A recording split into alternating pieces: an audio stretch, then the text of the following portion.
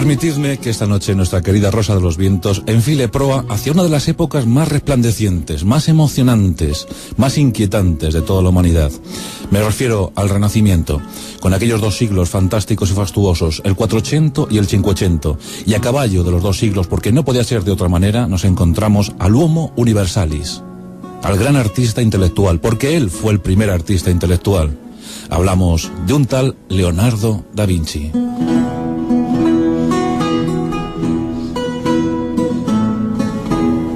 Hoy en día sigue dando una emoción especial acercarse al Louvre, aquel castillo, fortaleza, aquel palacio que sirvió a la monarquía francesa durante muchos siglos, hasta que un tal Luis XIV decidió irse a vivir a Versalles, con aquella fastuosidad, con aquel resplandor del Rey Sol.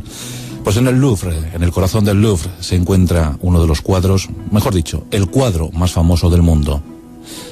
La Gioconda, la Mona Lisa, y su autor Leonardo da Vinci, del que hoy nos proponemos contar su historia, contar anécdotas, contar curiosidades. Es la historia de Leonardo, es la historia de un hombre avanzado, un hombre que se adelantó sin duda alguna a su tiempo, que él mismo se declaraba inventor, porque era un inventor, inventaba cosas, imaginaba cosas, aunque realmente ninguno de sus inventos llegó a plasmarse en la realidad. Pero hoy nos proponemos adentrarnos en la historia íntima de Leonardo da Vinci. Vamos a contar cosas realmente interesantes y espero que tú también estés con nosotros inventando esta noche mundos imaginarios.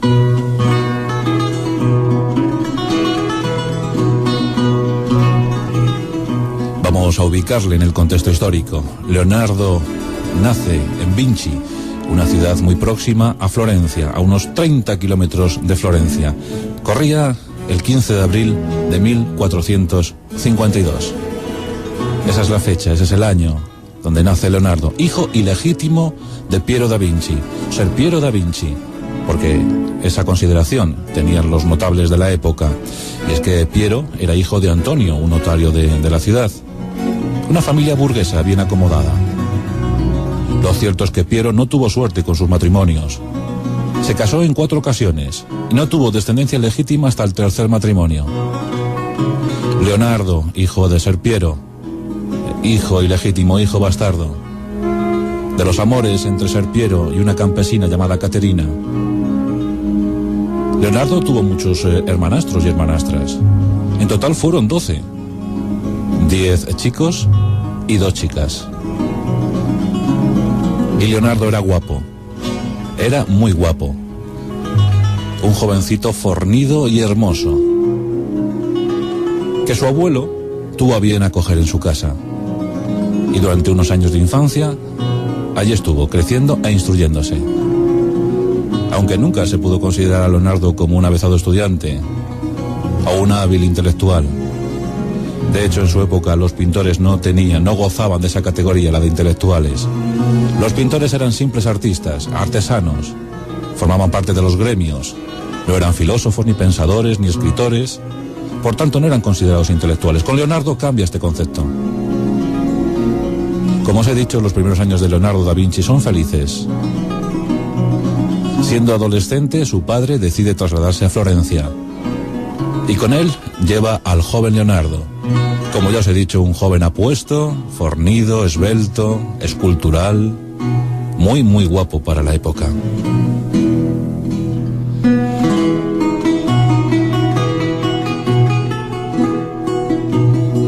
Conoce Florencia a la edad de 8 años. A los 14 empieza a acercarse por los talleres de los artesanos, los talleres de los pintores. Y unos poquitos años más tarde, con 17, ya se le puede ver en el taller de Andrea di Boccio.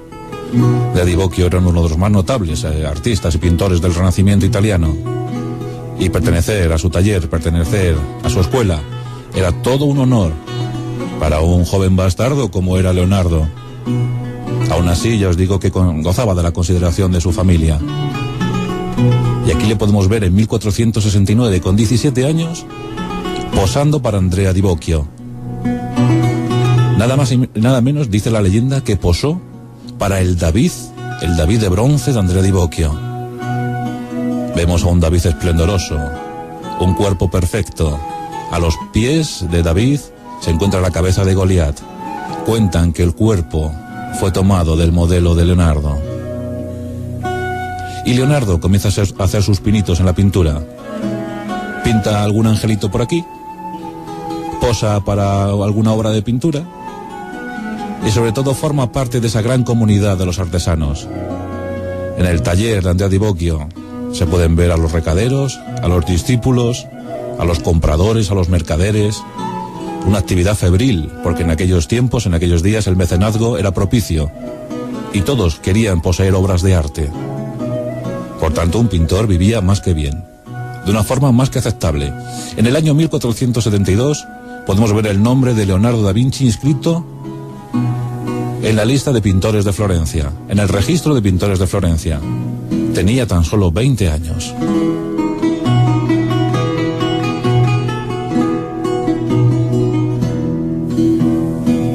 Y Leonardo sigue posando para su maestro. Aquí le podemos ver en el cuadro de Tobías y los tres arcángeles. En ese cuadro se nos representa a Tobías saliendo de la ciudad de Nínive, buscando remedio para la ceguera de su padre. Escoltando a Tobías se puede ver a los arcángeles Miguel, Rafael y Gabriel.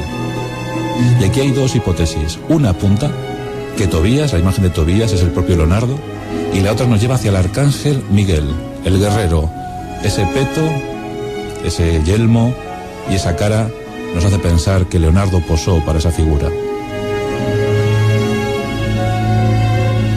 A los 24 años hubo un suceso que a Leonardo le gustó muy poco. En aquellos tiempos los Medici gobernaban la ciudad de Florencia y a puertas de palacio hay un cajón donde los vecinos de la ciudad dejan sus propuestas, dejan sus quejas, dejan también sus denuncias. Leonardo y un par de amigos es acusado de pederastia. Dicen que abusaron de un joven modelo de 17 años. Las acusaciones van increciendo, aunque por aquellos tiempos la homosexualidad, la pederastia, pues no estaba mal contemplada. No se le daba el valor que se le dio después. Vamos, que era uso común de muchos habitantes de la ciudad.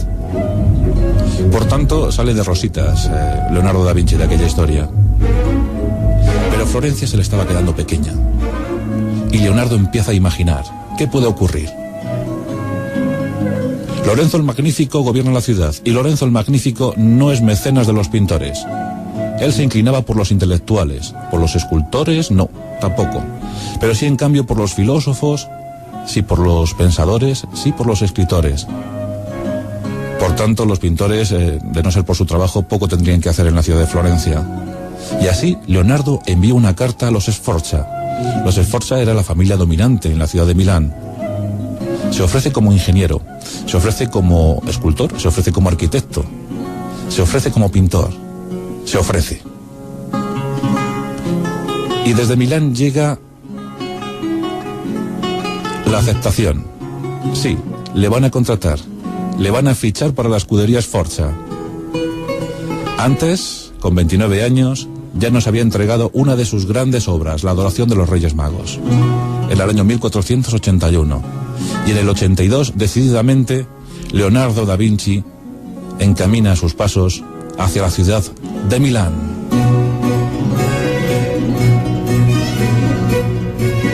Cuenta la historia que en ese trasiego, en esa andanza hacia Milán, le acompañaba su amante, Atalante. Atalante era un joven hermoso que tenía 10 años menos que Leonardo y que era uno de los primeros cantantes de pastorales de Italia. Un joven que le acompañó durante algunos años, aunque hay que decir que Leonardo tuvo muchos amantes a lo largo de su vida. Después entraremos en esas historias, pero el año 1482 nos está esperando y Leonardo llega a Milán y allí le espera Ludovico Sforza, más conocido como Ludovico el Moro, llamado así por su tez muy morena. Ludovico sí que estaba dispuesto al mecenazgo de pintores, pero Leonardo podía dar mucho más, y a fe que lo dio. Aquí comienza un tiempo de esplendor para Leonardo da Vinci, que duraría hasta 1499. Dicen los biógrafos de Leonardo que sin duda alguna fueron los años más felices en la vida de Leonardo da Vinci, porque pudo realmente hacer lo que él quería. Leonardo, como bien sabéis, se interesó no solamente por la pintura, sino por muchísimas disciplinas. Así lo vemos reflejado en sus cuadernos, sus famosos códices. Hasta 218 llegó a escribir, de los que se han conservado bien casi todos. Unas 7000 páginas tenemos de Leonardo da Vinci. Apunte sobre todo lo que podéis imaginar. Como os he dicho antes, era el homo universalis. El saber era su inquietud. El saber era lo que le impulsaba. Leonardo da Vinci comienza a trabajar con frenesí en la corte de los Sforza. Pero aquí Ludovico se encuentra con un gran maestro de ceremonias. Sin duda alguna, el protocolo también era una de las fuertes de Leonardo da Vinci. Las mejores fiestas se convocaron por Leonardo. Gran poder de convocatoria, sí señor. Todos querían asistir a las fiestas promovidas por Leonardo y por los Sforza. Pero también creó ingenios militares. Trabajó como ingeniero militar. La hidráulica. Es curioso como muchas de las teorías hidráulicas de Leonardo hoy en día siguen vigentes, se podrían poner en práctica. Y llegan sus grandes obras, la Virgen de las Rocas en sus dos versiones, sus dos facetas. También ese cuadro fastuoso de la Virgen María, Santa Ana, el Niño y San Juan Bautista. Una de las obras cumbres del Renacimiento llega de la mano de Leonardo da Vinci. En el año 1495, La Última Cena. Una última cena muy original, bellísima. Leonardo da Vinci creaba sin cesar, pero también se interesaba por el cuerpo humano. El saber, ya os digo, era su principal ambición. Llegó a practicar la forensía, interviniendo en más de 30 cadáveres. Casi todos provenían de reos ajusticiados. Pero abrió esos 30 cadáveres y examinó los músculos, los tendones, las venas. Se interesó por el ojo humano, por el cerebro. Todo abarcaba la mente de Leonardo. Lo quería conocer todo. Dicen que al final de su vida llegó a afirmar que después de tanto buscar, llegó a saber que no sabía si sabía.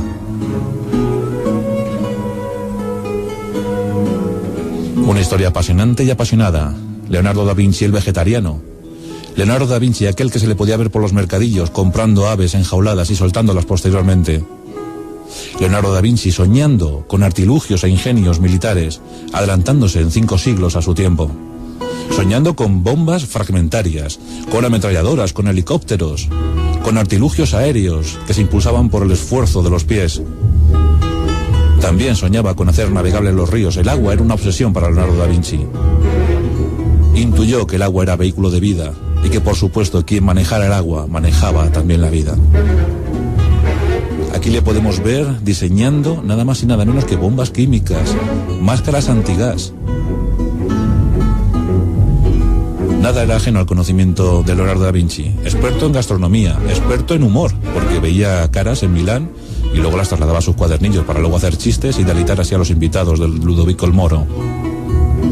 Experto en botánica, experto en pintura, experto en paisajes, experto en el alma humana.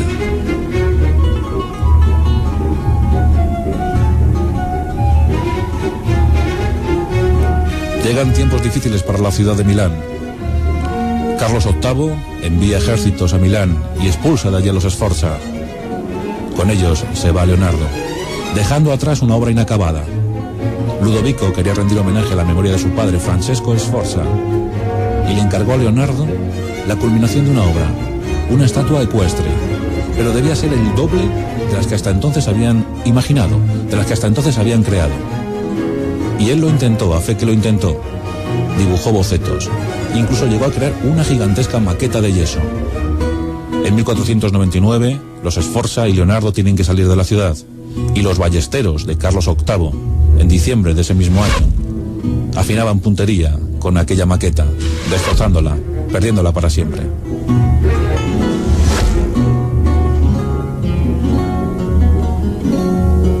Y dicen que ahí acabaron los días felices para Leonardo.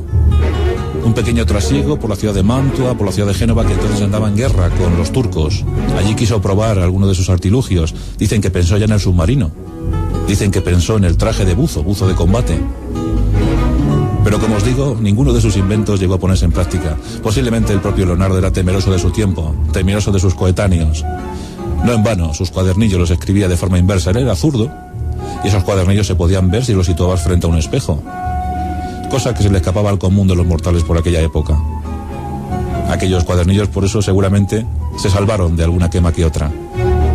Y después de pasar por Mantua, por Génova, después de estar un pequeño tiempo al servicio de Maquiavelo, efectivamente estuvo al servicio de Maquiavelo antes de que Maquiavelo fuera el gran comediógrafo que hoy todos conocemos, entonces se dedicaba solo a la política.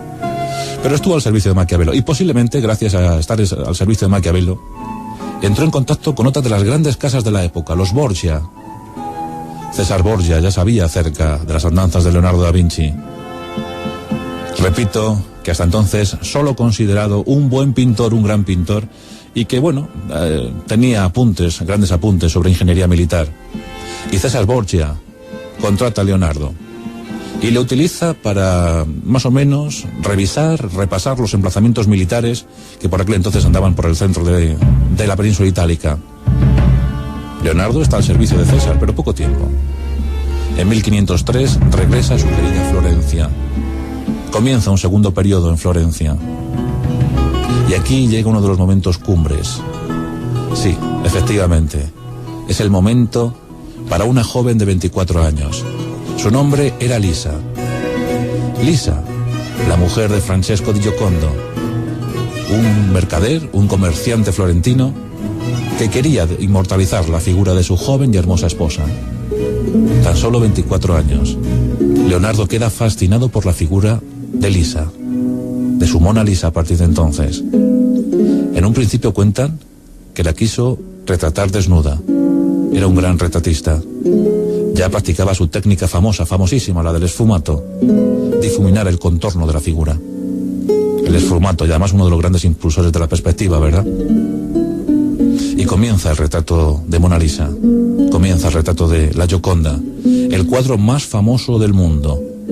Comenzó el trabajo en 1503, pero quedó tan satisfecho por la obra, quedó tan extasiado, tan emocionado, pensando que había conseguido sin duda alguna su obra cumbre, que no quiso darle el cuadro a Francesco. Y dicen que desde entonces siempre la Mona Lisa le acompañó en todos sus viajes. Siempre que iniciaba un viaje, la Mona Lisa iba con él. De hecho, cuentan que cuando murió, solo tenía 3 cuadros en su habitación, en el viejo chateau donde vivía. Uno de esos cuadros, por supuesto, era la Mona Lisa, aquel que posteriormente Francisco I comprara por 12.000 francos. Sus grandes obras, esas vírgenes de las rocas, esa Madonna con Santa Ana, el Niño y San Juan Bautista, esa adoración de los magos, o esa Última Cena, para mí uno de los mejores, y Mona Lisa, la Gioconda. Desde 1503 hasta 1513 sigue en la ciudad de Florencia. Sigue imaginando, sigue inventando, sigue pintando. Y en 1513 llega el momento de ir a Roma. Sí, porque en Roma había un nuevo papa. Allá estaba León X. Y también era un buen mecenas. Y acoge a Leonardo. En el Palacio de Belvedere, Leonardo es alojado durante un par de años. Y es un momento tremendamente emotivo para la historia, porque coinciden los 3 grandes. Ahí está Rafael, ahí está Miguel Ángel, ahí está Leonardo. Los 3.